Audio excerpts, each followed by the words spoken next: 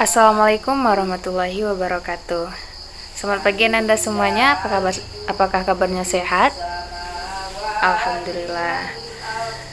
Nah, sebelum kita mulai pembelajaran, marilah kita berdoa terlebih dahulu. Silakan kepada ketua kelas untuk memimpin doa. Baik, terima kasih kepada Alvin yang telah memimpin doa. Selanjutnya Ibu akan mengambil absen terlebih dahulu. Apakah ada dari teman-temannya yang tidak hadir? Silakan cek teman sebangkunya. Baik, berarti hadir semuanya ya. Baiklah, pada minggu lalu kita kan telah membahas tentang konsep dasar dari pengembangan atau perubahan organisasi. Nah, pada pertemuan kedua ini kita akan membahas tentang faktor-faktor pendorong atau pendorong perubahan atau pengembangan dari suatu organisasi. Nah, sebelum lanjut ke pembelajaran pada hari ini, Ibu akan bertanya terlebih dahulu, apakah ada yang masih ingat apa itu pengertian dari perubahan organisasi? Silakan, siapa yang masih ingat, tunjuk tangan. Baik, silakan kepada Rahmi. Nah, benar sekali. Jadi, aplaus dong untuk Rahmi. Nah, jadi benar sekali. Perubahan organisasi ini merupakan tindakan beralihnya suatu organisasi dari satu kondisi yang pada saat ini ke kondisi yang masa yang akan datang guna meningkatkan efektivitas dari suatu organisasi tersebut. Nah, sebuah perusahaan atau sebuah perubahan atau pengembangan dari suatu organisasi ini dapatlah terjadi pada apapun dan kapanpun. Nah, karena seiring berjalannya waktu, perubahan itu kan pasti ada. Nah, perubahan tersebut tidak dapat kita hindari, namun perubahan tersebut harus kita hadapi. Nah, di sini ada dua faktor penyebab atau pendorong perubahan dari suatu organisasi. Apakah ada yang tahu? Silakan. Ya, benar.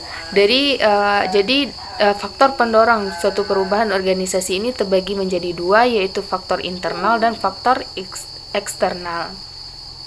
Nah, pada pertemuan kali ini kita akan membahas faktor internal penyebab pendorong perubahan atau pengembangan organisasi. Nah, siapa yang tahu apa itu faktor internal? Silakan tunjuk tangan. Nah, benar sekali.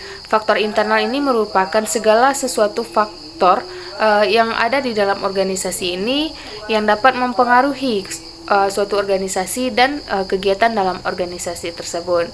Nah, sekarang kita lihat apa-apa saja faktor internal yang menyebabkan perubahan atau pengembangan dari organisasi ini.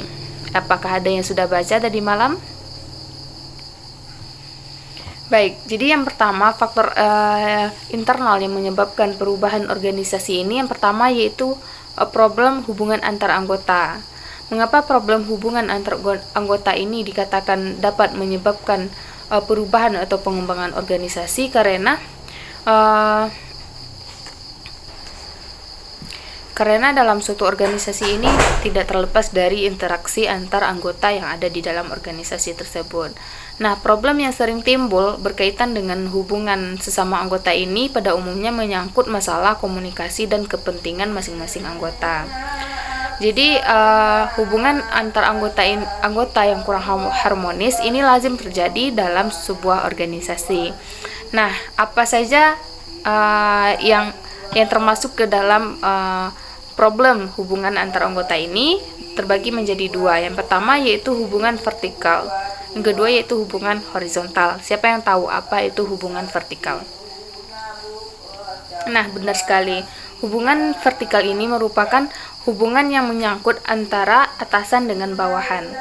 Sedangkan hubungan vertikal adalah hubungan yang menyangkut antara sesama anggota yang memiliki kedudukan yang sama. Yang kedua yaitu problem dalam kerjasama. Proses dalam kerjasama dalam suatu organisasi ini berlangsung dalam organisasi ini juga dapat menyebabkan perubahan dalam suatu organisasi.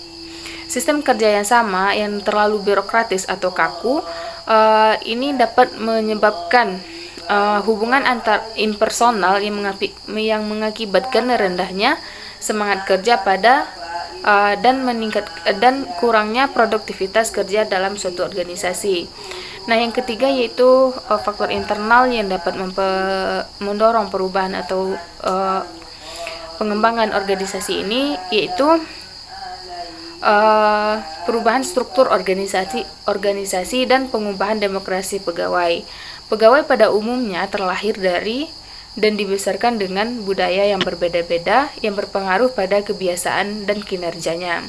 Sehingga dalam perubahan mendasar dari kebiasaan yang kurang baik ini harus diubah menjadi kebiasaan yang lebih baik.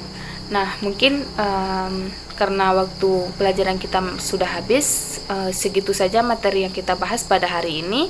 Jadi minggu besok kita akan membahas tentang faktor eksternal yang mendorong perubahan atau pengembangan organisasi. Silakan Anda semua baca buku sebelum memasuki pelajaran.